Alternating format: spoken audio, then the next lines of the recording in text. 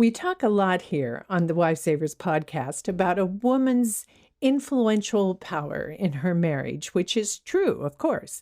But it is also true that husbands are the crucial factor in the breaking or the making of a marriage. Now, since we want to help you make it, not break it, we've decided to dedicate this 50th episode to all the good husbands out there who want to do even better. Dale will share with you 4 secrets to a woman's heart, which he has learned the hard way, and I'll chip in just a little womanly perspective.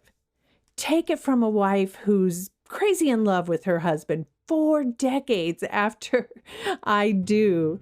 Listening to this episode, good husband, top to bottom, will come back to you 100-fold.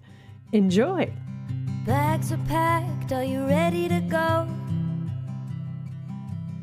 This time tomorrow we'll be on the road, riding with you in the sunnier days. I wouldn't want it any other way. Welcome to the WifeSavers Podcast, where multi-award-winning author and global marriage educator Ramona Zabriskie provides answers to your real wife questions. Our goal is to help you appreciate your womanhood, prioritize your personal development, and craft a powerful partnership with the man in your life. Hi, I'm Hannah Allen, and I'm proud to introduce my parents, Ramona and Dale Zabriskie. And yes, this is how they talk all the time. Let's listen. Hi, this is Dale Zabriskie. I'm sitting here with Ramona Zabriskie, and the number for the day is 50. You know what? 50. That sounds like Sesame Street. Yeah, that's right. The number of the day. They never get up to 50, do they? No, they stop around 12. Right. That's probably a little much to ask of the Sesame Street crowd. At least when we watched it. But it's 50. Yeah, that's true. Kids are smarter today. They can probably go to 50. That's right. Exactly. Yeah, why 50? Well, this is our 50th podcast. Yeah. Amazing. That's right. That we've made it this far. That anybody's still listening to us. That anybody's still listening. That's the key. 50. Yeah. That, to me, that sounds big. To a real experienced podcasters, yeah, like that's those people need to get real. That's right. Did 50 in the first week. So that's a lot for us. It is a lot for us. That's 50 times we've sat down and looked at each other and made it up as we went along. That's right. And just so everybody knows, this is the only time we look at each other is when we do these podcasts. Oh, too funny. Not true. Not true at all. But because it's 50, I thought we should do something a little different. Uh-oh. All right. Okay. And is this okay to do on podcasts? A little different, not weirdly different. The little different is we normally focus on women. We talk to wives. Mm-hmm. That's what WifeSavers is all about. So what if today we talk to husbands? Okay. I can do that. I am one. There you go. One. I am going to count a whole bunch on you, okay, husband, to speak to your fellows. Okay. Put a seatbelt on. So here it is. How to be a good husband. In 30 minutes or less. Is that what we're going to do? You know, I haven't had anyone write to me and ask that question. So I really don't have a WifeSaver email to read to you other than Carol, who wrote and said that life has been very beautiful for me, from almost being separated and now a wedding in the next 3 weeks. I want a gift that will have meaning from you. It's for my whole marriage. Now, I'm reading a little jerky here because this is Africa speaking and this writing. Is her English. Something that can never expire. It doesn't have to be expensive, but beautiful. Here's what she wants from me for her wedding gift. I want to know if you and your hubby will share with me and my hubby good advice in marriage. We are not young, but we still don't know everything. I love you. I wish I came there for my honeymoon. Yes, that's right. I really want to come and do your honeymoon with us. No, that's not good. That's her real gift she wants. But since she can't do that, I'd love to have her, by the way. We need to have like a honeymoon cottage. Oh, Yeah. Yeah. That's just, and they spend their honeymoon there, and we come and visit every night and tell them, give them good advice. Oh, yeah. They're going to love that. As my grandmother would say, that's the honeymoon salad. It's lettuce alone is what it is. So we're not doing that, folks. Sometimes I don't have good ideas. But there it is. She wants for her wedding gifts some good advice for she and her hubby. Right. And she, like she says, she's older than the traditional 20-something or 30-something getting married. And so she realizes that, they both need help and direction. And you know why? Because, get this, you know how I say my book, which is the 4th edition, please. Everybody go find the 4th edition of Wife for Life, The Power to Succeed in Marriage, which has been steadily bestseller for all these years. So we've created a 4th edition now that has new chapters in it. Yes, new and exciting information. New and exciting chapters. It's still for women. But a lot of men have read that book, and a lot of men listen to the podcast. Well, that's why we're talking about men today. Yes. So we're hoping that you got your man here listening, or maybe just whether he's sitting with you or not, maybe he's listening on cleaning the kitchen while he listens. So. But the point is, my book is called Wife for Life, The Power to Succeed in Marriage, and it's written for women.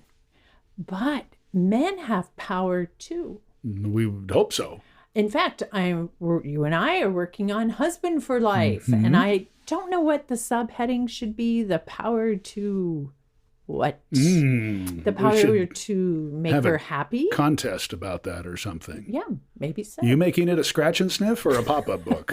Which one is it for the guys? I have a higher opinion of your gender than you do. But here, that's the idea, though, that men have power too. I think they have great influence, maybe, to without knowing how they're affecting.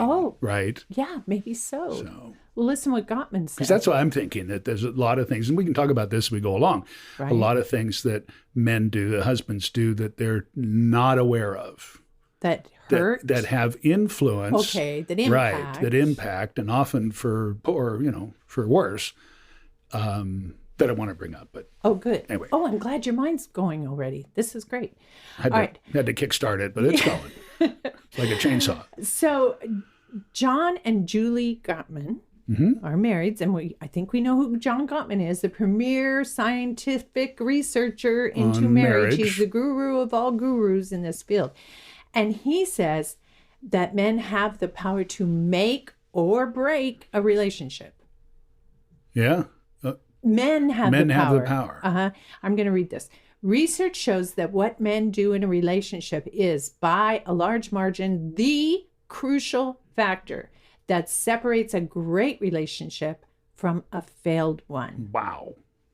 This does not mean that a woman doesn't do her part or need to do her part, but the data proves that a man's actions are the key variable that determines whether a relationship succeeds or fails. That's amazing. I hate to say it because I don't want women, so hold it blaming. Over. Yeah, because I want to empower women to help him and to make the changes that will bring the change to the relationship. Well, I think that's what you've been successful at, is helping women, address their needs, not by trying to change the guy, but by, changing themselves and then being strategic in how they do things. Yes, right.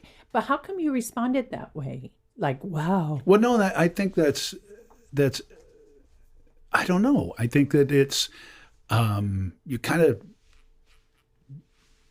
but it's just a 50-50 or 100-100 type thing, but that for scientifically. You haven't thought of yourself as a key variable. No, I'm a linchpin or something. I don't exactly. I'm hanging on by a hangnail is what I'm doing. But yeah, that's just. I think that's, from a scientific standpoint, really compelling. Well, you want to hear another scientific point? Sure. That husbands are better off than single men. Right? Yeah. I mean, you single men are always, working the scene there, trying to make things happen. Well, now that's true to an extent, that a married man does get more sex I would hope so. and better Yeah. sex. According to what study? Many studies, actually, that believe it or not. Well, that's interesting because a lot of the feeling out there in the world is single guy. Go wherever he wants with whomever. I'll give you more motivation for wanting to make your marriage the best it can be, husband, is the men who are in happy, healthy relationships make more money. I believe that. And they have more sex. Now, what else do I have to say? No, money and sex. Those two things, that's right. Stop right there. I'll give you another one, though. That's all we Don't need to you talk want to about. live forever? Married men live. Not necessarily. Got to think about that one. This thing's got to come to an end sooner or later. But married men live longer and healthier longer in that they have less chronic illness and less cognitive impairment when they're older. What did you say? I can't remember. What did you just say? They don't lose their minds. They're healthier. Yes. I can see that because you have someone to work through and support and all those things. There's this mysterious thing about healthy relationships and our physical health. Well, we have our conversations on physical intimacy that we put together. That's out there and available. It's just kind of like a podcast, really, and in helping husbands and wives be able to talk about physical intimacy to talk about in ways that are a little deeper, not as awkward. Right. But I remember in doing that, it was clear that, the impact that has on a relationship, on a companionship is really critical. Right. Yeah. Far more than we realize. That's Even right. down to our longevity. That's just crazy amazing. But I think one of the reasons that men do not fully grasp how important they are to the relationship, that they are the key variable, is because it's almost too much to think of themselves that way. That's what I was just going to say. I don't want that responsibility. Don't put it on me. Because you can hardly figure me out most of the time. That's exactly right. I thought I got you figured out, and then wait a minute. You mean I have to learn more? Yeah, I have to do more in order to make this work? I can barely keep my head above water now. Does it feel that way? Yeah, to sure. you? Well, that's because women are complex. No kidding. Yeah. They're so complex, they even befuddled Stephen Hawking. That's right. The greatest thinker since Einstein. Right, the legendary astrophysicist. Yeah. And what is the greatest mystery in the universe, according to Stephen Hawking? This is true. This is a quote. He said, women. That's it. The greatest mystery in the universe. That's right. It's women. And he said they are a complete mystery. Oh. That's what he said. Oh. So it's not just... That's like he gave up. Just a little crazy. It's like, I got black holes covered and speed of light and all that stuff. Quantum physics, easy. That's right. That's right. But what is she crying about? I just can't for the other one. All right. So part of the reason that not only are they just as a sex or gender very complex, but everyone is different. Women is different. Yeah, they're different combinations of what make them complex. Yes, every different is unique and special. But you know what? I think men should think of it this way. That's what makes them fascinating. That's what makes it interesting. There you go. And it's never boring. Right. Yeah. Right. So if your wife is different from every other wife out there, there are some general rules that I hope you're going to share some of your secrets with us today. Yeah, I got some ideas. But it should be like an exciting, fascinating work of a lifetime to what? To get to really know her. You don't have to be the world's greatest lover. You just have to be... I'm not? Wait a minute. Thought I got that one down. I'm trying to say, even though it seems overwhelming. Yeah. To understand a woman and to be the key variable factor in the relationship or whatever. Let's just narrow down the thesis, shall we? You just have to be her greatest lover. Sure. Just hers. Yeah. You don't have to understand all women. You just have to understand. That's good.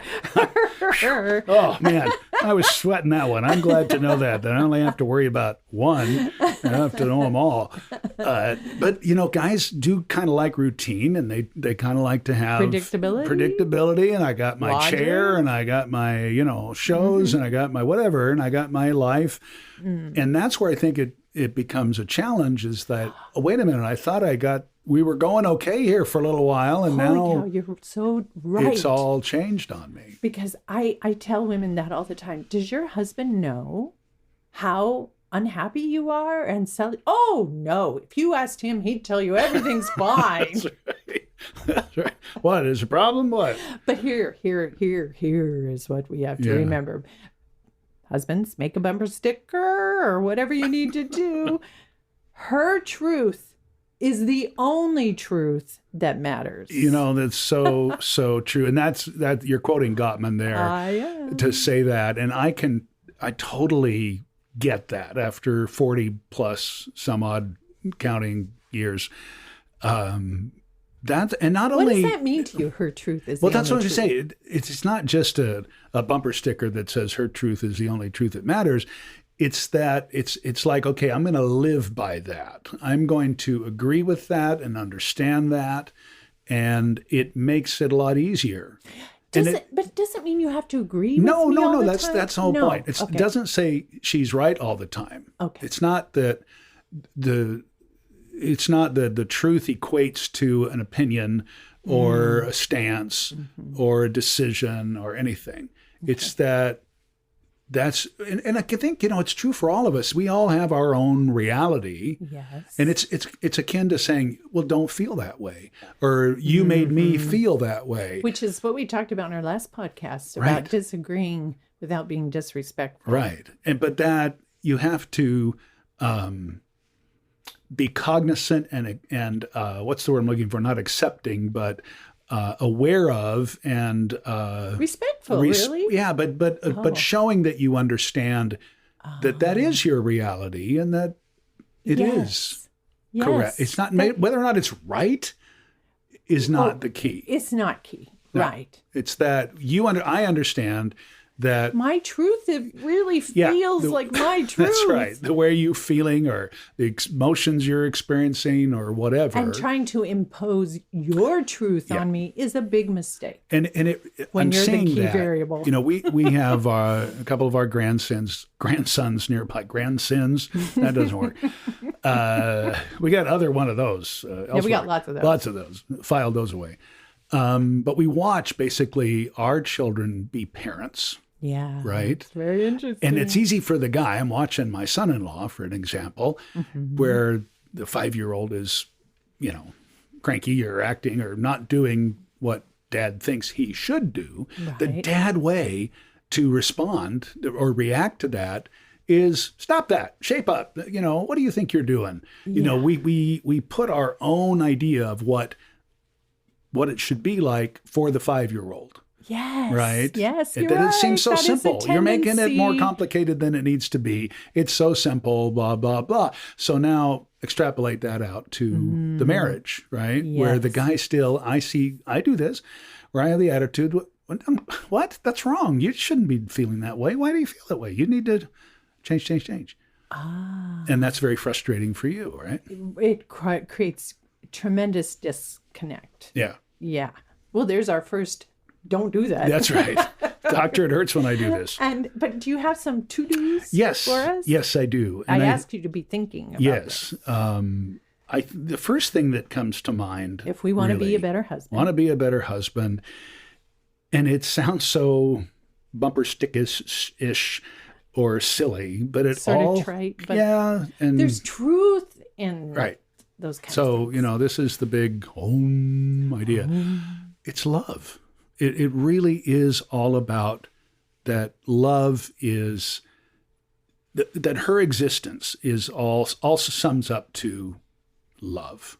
Aww. You love everything and everybody, and it's everything you do is born out of love. Yes. And relationships and all that. But the love that we have, or that we should have, is to understand that's what makes her happy. So that, that what I try to convey. You just hit the nail so on the head.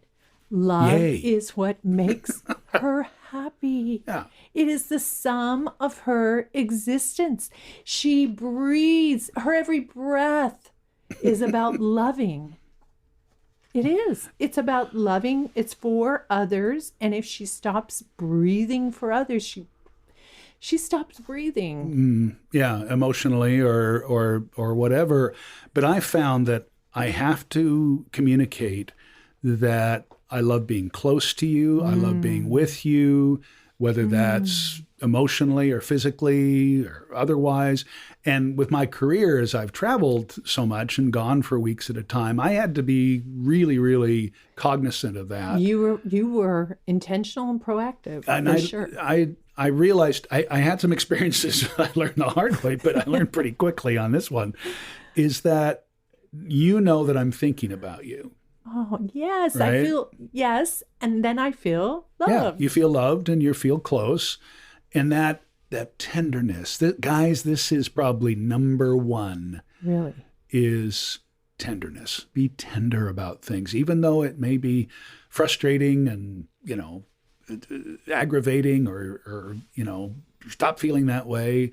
That goes back to your truth is the only truth. Okay, that's fine. Now I can be more tender about things and, acknowledge how you feel and let you feel and let you emote or whatever. That's, I think, the biggest key. Do you see the tears in my eyes? Mm-hmm. And the pout on my lips? No, it's You're true. reminding me of the Frank Sinatra song. Try a little tenderness. Yes? I did it my way? That's No. It's try a little tenderness. I wish I could remember all the lyrics. But it's a song for men about If this doesn't work. No, it's a really sweet thing. This is this is how to take care of her. Try a little. That's a beautiful word, tenderness. Well, women innately, I know from my work, have a feeling unwanted. Okay, so men often don't want to feel useless. They need to feel needed, right? But a woman needs to feel wanted, not just needed. But yeah. She's tired of being needed, actually. Get in the kitchen. We need you in the kitchen. We need you down here. She wants to feel wanted. Yeah. She's also afraid of being undervalued. Well, that goes hand in hand. Wouldn't you agree? I mean, Yes. the idea of I need you as opposed to I want you and you have value. Yes. So all that love and tenderness, that would counter those fears. So how do you show this? Well, how do you demonstrate this? For me, when I was away, I remember years ago, I called you from the Eiffel Tower when I first got there, and that phone call was $75. There was no cell phone. It was It was a payphone standing underneath the Eiffel Tower. It was $75. But it was important to me that you knew that I was thinking about you when I was having a very compelling experience, right? Right. So it's all about attention. It's all about giving attention? Yeah. Okay. Yeah, and trying to excite you and thrill you with that attention. Oh, right?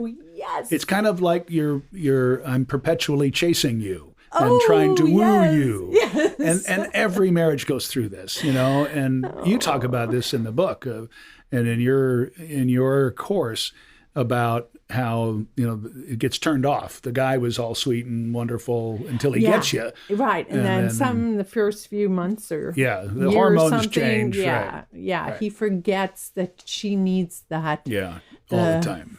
That attention, that thrill, as you put it. I love that. Absolutely. Oh, it's so beautiful. Okay, so there you go. Can I reminisce about the time that you sent me flowers? Okay. It was right around my birthday week. It was your birthday and you were out of town. I was out of the country. I got flowers one day, and I knew they were for my birthday. They just showed up, and they were exquisite. I remember, I thought, how much did this cost? Because it was so. And it wasn't on your birthday that the first one showed up. That's right. Right. But what flabbergasted me is more showed up on the next day. And the next day, and they were new, different arrangements and flowers. Just send her the same thing every day. And the next day, so for 7 days till I just had flowers coming on me. Honey, I remember telling you that you never needed to do one nice thing for me again because that would last me the rest of my life. It was so incredible. And that was a way of showing attention that cost a lot of money, but there's so many other ways. Oh, yeah. No, it doesn't cost anything, really, except your time and your attention and your energy to think about it. Just a little text in the middle of the day Could be, means everything. Yeah. It's what makes her happy. Exactly. Okay, so loving her. I'm glad the flower thing worked out because I was considering having the florist come back at the end of the day and pick them up and then bring them back the next day. I thought that might be an idea, but kind of shelved that one. Yeah, I thought you liked that. Don't do that. Okay. Well, since we're talking about all the things I've learned in our many years of marriage. Many things. I've had a long time to learn those things. One of the most important is that a great sex life starts with open and honest communication. Absolutely. Right? And absolutely. that can be difficult. I don't know that people really think about that because if I were to ask somebody, what does great sex start with? Would they say open, honest communication? Well, it's not where your first thought goes to, that's for sure. But it's true. Yeah, it really is. And so one of the things we've done is created a 6-part audio course called Conversations on Physical Intimacy for Wives and Their Husbands. And the whole reason behind it is to help couples draw closer, to help you draw closer to your spouse by sharing. Right? By communicating your deepest sexual needs, your private feelings in a way that feels safe. Right. And validating to both of you. And, we're the poster children. This really, really works. I think that's why we have such a wonderful relationship. Yeah, these are the things that we've learned through all the stages of our life. And we find that, even the harder things to talk about, we help you with. And then the stuff that's okay in your relationship can be even better and more meaningful. So you can get past the awkward things or the obstacle things or the things you've been afraid to address or didn't know how to address, but also things that you're more comfortable with go up a level. Yeah. So it's 8 hours of very helpful, high quality, thoroughly researched, very thought-provoking instruction and information. And it's couched, we put it inside these kind of brief, digestible conversations between you and I, just like we're doing here, right? Yes, exactly. Just like we're doing here. So keep listening, and we'll tell you at the end of this episode where to learn all about it and how it works. And you can read lots of reviews from couples who have gone people through who've actually gone through it. And you'll get 1/3 off with a special code that we've created just for you because we love you for being a supporter of the WifeSavers Podcast. So stay tuned. What else? What else have you thought of? Well, you talked about it being wanted. You talked about being, the value. Right. And so that's to reassure, to constantly, continually, constantly, not the right word, consistently. Oh, consistent. Reassure you that I am here and I'm not going anywhere. You ask me all the time, still to this day. Well, you don't ask me, you tell me. Don't ever leave me, is what you say. And I hear that and I go, what? No, it's not. I had it on my agenda for Tuesday, but I scratched it off. It's like... Thanks for reminding me not to leave you. That's right. It seems like such a silly thing for us, but certainly there are relationships that are, if a woman is really feeling that way and maybe has cause to feel that way. Well, I'm telling you, no matter how solid a relationship, she has a fear of him leaving her or emotionally That's what I'm going her. to say. That's exactly what I was going to say. So guys, it's not about the fact that you're going to pack up and go for some honey down the road or whatever it is. That's not the point. The point is that emotionally, that I'm committed, right? I'm committed to the relationship and your happiness, your well-being, all those things that to reassure in different ways that is the fact. That's the case. Oh, that is so beautiful because women we just do. We become very uncomfortable, disconcerted, distressed. If we feel like you're emotionally unavailable, we can still be living in the same house and raising the same children, but feel like you're not really there for her. So we have a fear of literal abandonment. We have a fear of him literally dying. Yeah. And we have a fear of him just not being available to us, leaving us in a sense, in that way, indifference. That's what it is. I was going to say indifference. The light's rejection. On, but nobody's home, right? Yes. You come home, but you're not really there. So when I say never leave me, I'm saying please don't die, and please don't walk away, please don't drive away, and please don't leave me wanting, like craving your companionship, craving your understanding. Don't leave me hanging that way, right? Yeah, totally. That's what I'm saying. So what is how do you do this? Well, reassurance. I said that already. It's reassuring, and it's not just lip service. It's not just saying I'm not going to leave you. It's being consistent, routine. Ritual. Oh, ritual. When we come home, or where I come home, or you come home, or whatever, things like that.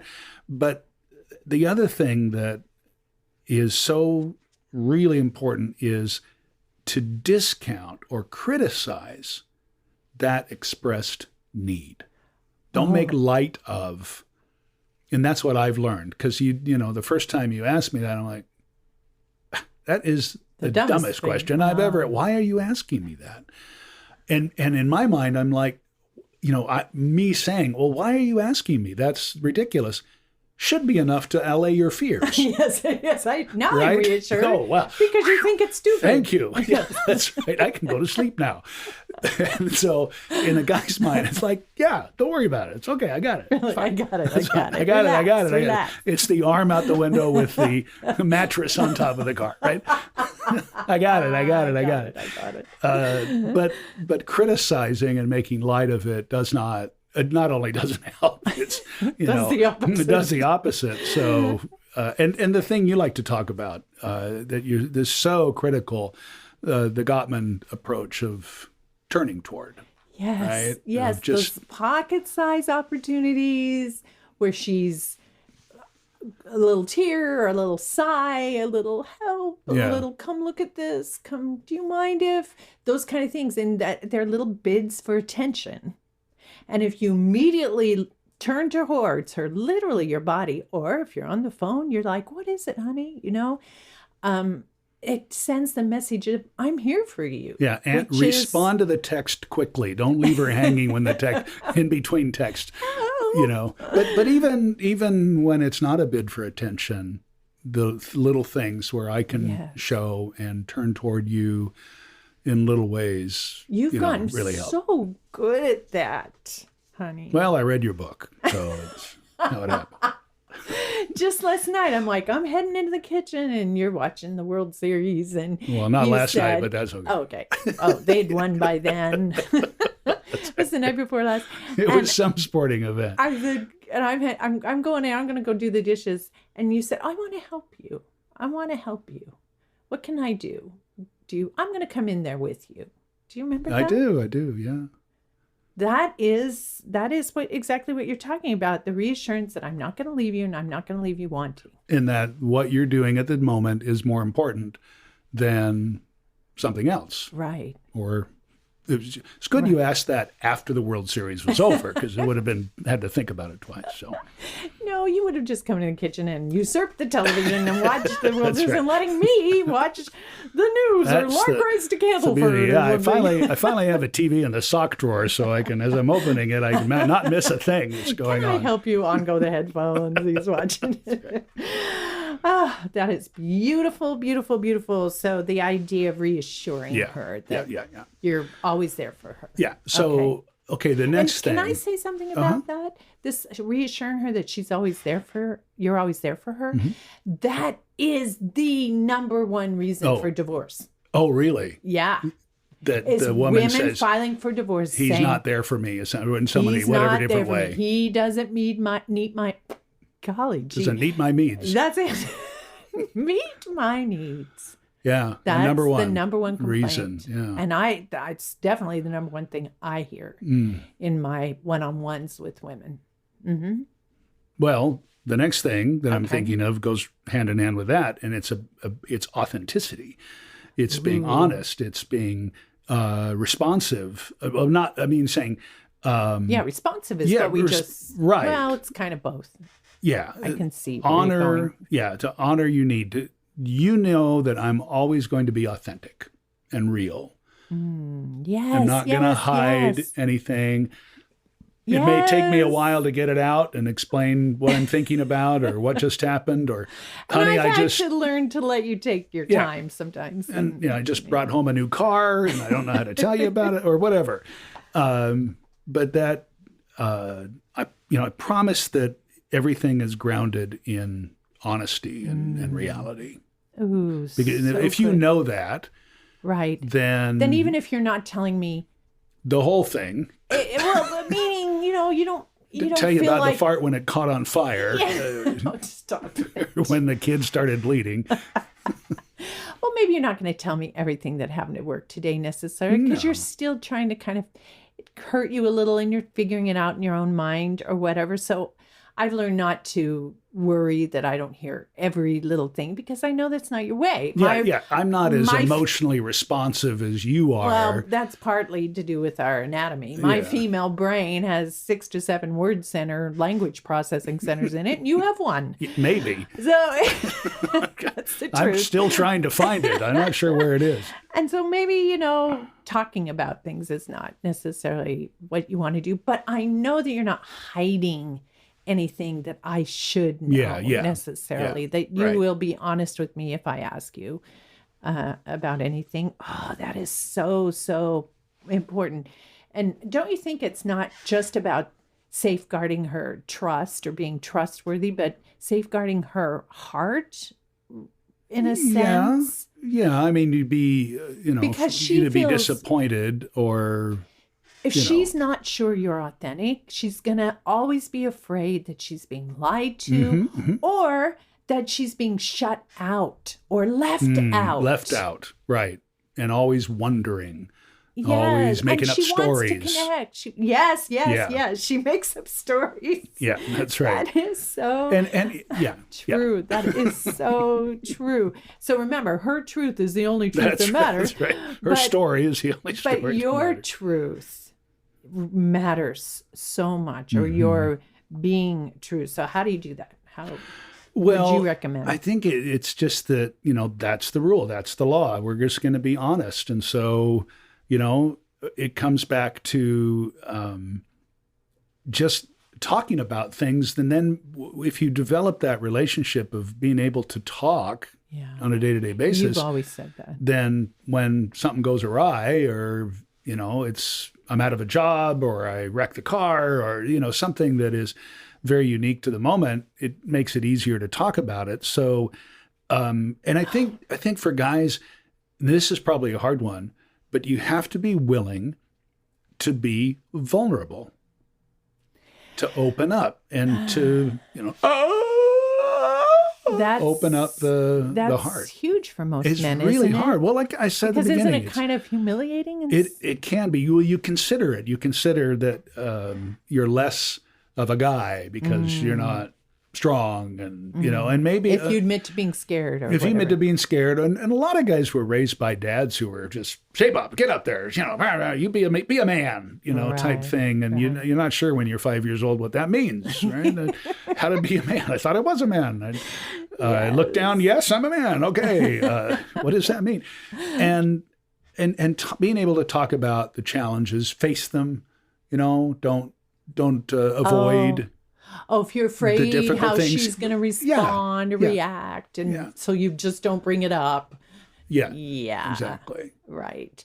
I don't know if this is good to bring up at this point or not, but it's so pervasive and so related at this juncture is guys who get into pornography, for instance, and have a real issue and maybe even an addiction to pornography, and they keep it hidden from their wives as long as possible. When it will come out. Yeah, eventually. It will. And when it does, the thing that hurts her the most, and I can't tell you how hundreds of hours I've spent listening to this story from hundreds of women.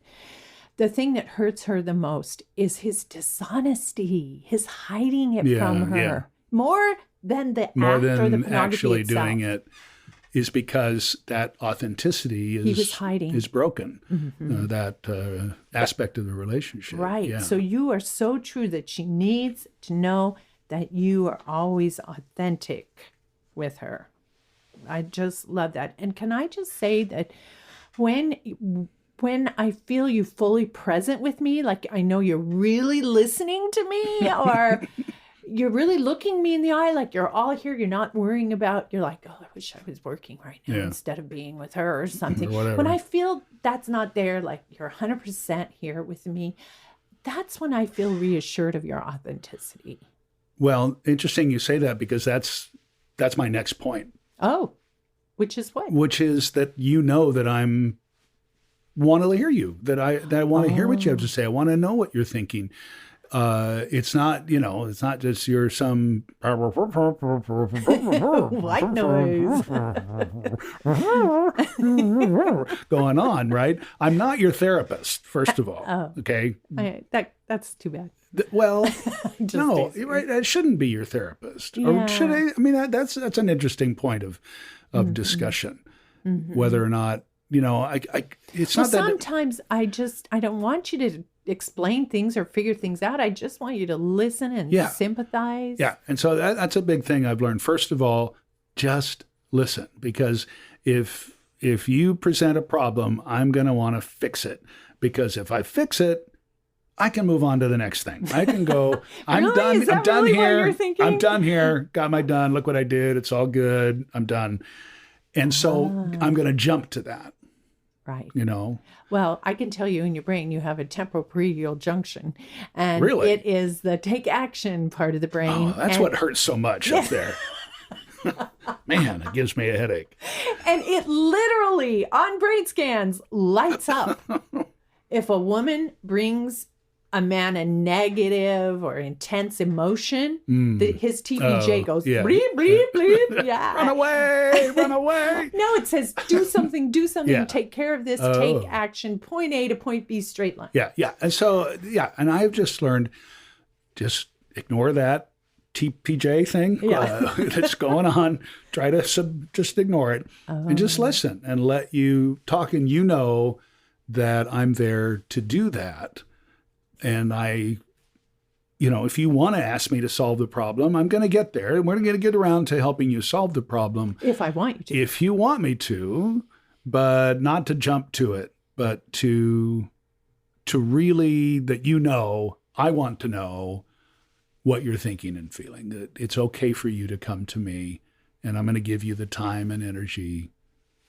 Or as guys like to say at work, I'm going to give you my cycles. That's the term. I got so many cycles that I can utilize, and I'm going to give you a couple of cycles. Never heard there. that. Yeah. Oh, interesting. All about cycles and work. Oh, So- wow. Very interesting. I can't. No, it's too many Try- cycles for me today. I can't do that. So- And then, do you have the cycles to handle this? That's what it is. I would call it bandwidth. Do you have the Yeah, emotional, bandwidth mental is good. bandwidth for this?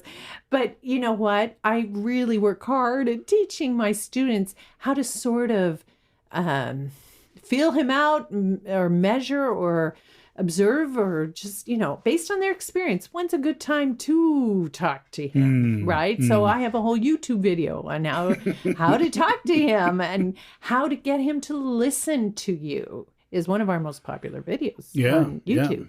How to get him to listen to you, because women so crave it. We as women associate love with listening. If you're listening, this goes back to your first point about feeling loved. If you just listen to her, she will feel loved. But listening means no judgment. Yeah, attention, right? No Attention, judgment. and it has to be safe kind of listening, right. or she's not going to talk to you. Right. If it's only going to end up with not only problem solving, but criticism, or Yes. any kind of judgment. Yeah, I've learned that. You can't discount or criticize or talk down. That'd be one of my... Act morally Yeah, I superior. got this. somehow. Yeah, my cycles are better than your cycles, type thing. Right.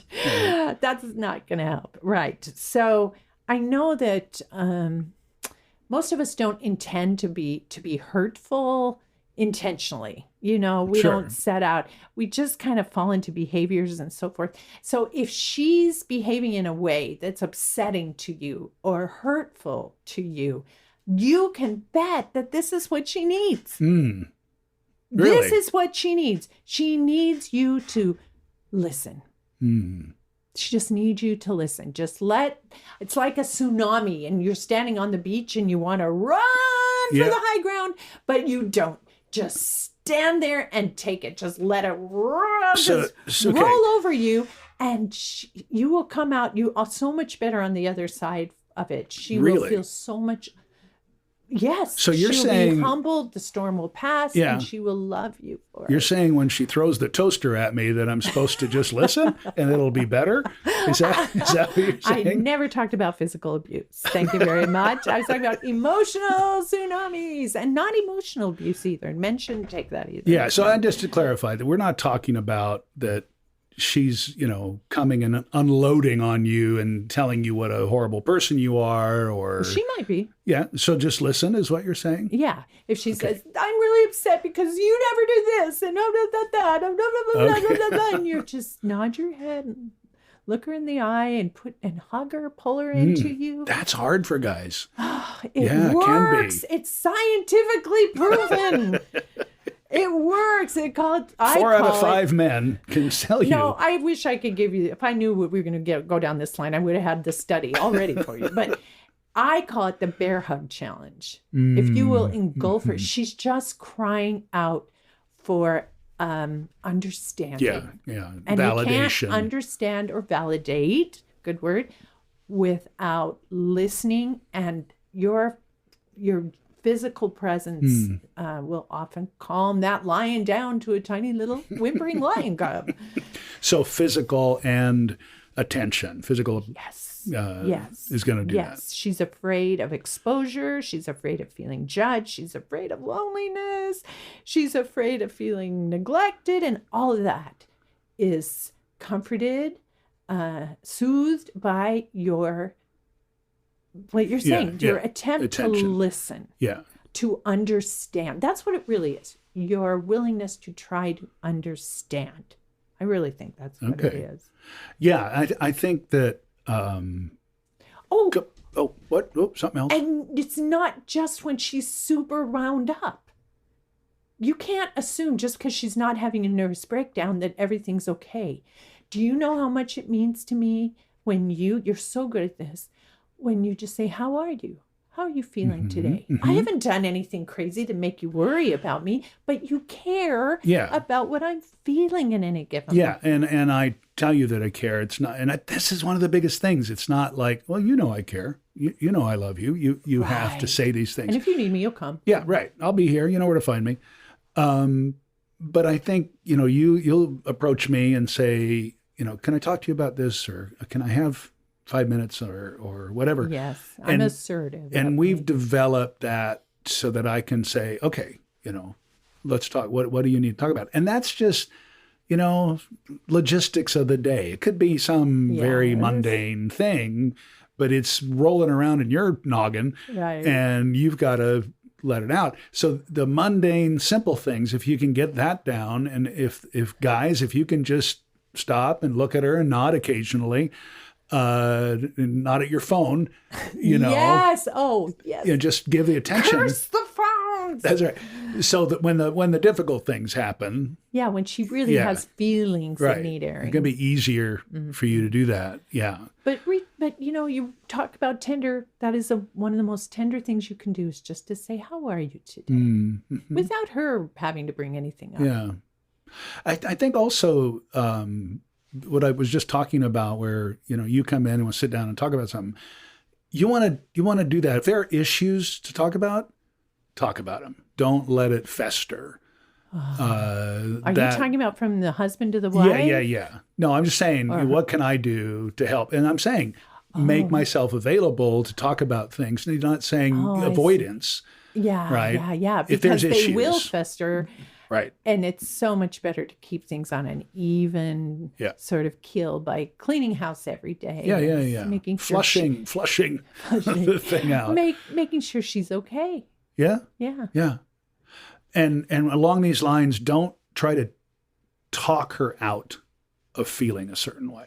I think that's the other thing. That's a huge one. We talked about it a little bit here already about, trying to fix it or telling you don't feel that way, right? But don't go there. Don't try to discount or sweep it away. Let it go. Let it happen. Honey, do you know how many? It's virtually every day that I hear from some woman that her husband thinks she's crazy because she's emotional. Mm-hmm. Now, how can I hear from so many hundreds of women about how they're emotional?